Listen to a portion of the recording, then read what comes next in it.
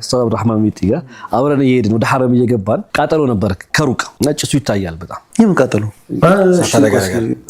ሳት ተነስቶ ማለት ነው ሐረም ውስጥ አይደለም ከሐረም ይርቃል ግን ወደ ሐረም እየገባን ይታያል በደንብ ጭሱ ይታያል ይሄ ነገር ሚጢ ቁጭ ብለን ብኔ የኢራን ነገር ይሁን እንዴ ቁጭ ብለን ተረጋግተን የተጣለበት ለምን እንትን አንለውም ምናምን አልኩት እኔ ከምሬ ነው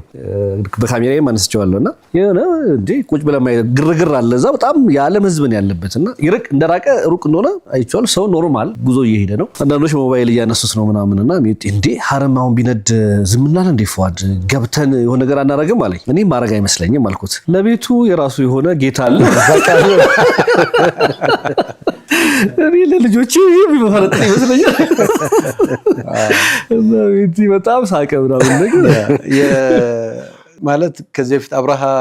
ካዕባን ሊያፈርስ ሲመጣ የተጠቀሙት አይነት ነው አይደል አያት ያን አልኩትና እኔ አጋጣሚ እዛው ነው ስለዚህ ያለኝ ግን እንትን ምን ይመስለኛል ብቻ ብዙ ገጠመኝ ይኖርሃል ለምሳሌ አለቃዬ እዛ ነበር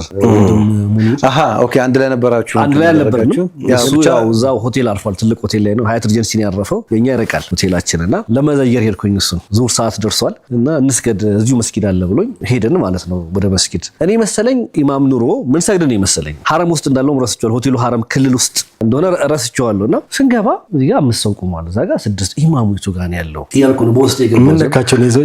አቋቋማቸው ኢማሞቹ ጋር ነው ቆሞ ምናምን ያልኩ ለካስ ሁሉም ሐረም ነው ከዛ ነው እየሰገደ ያለው አላሁ አክበር ሲባል እዚህ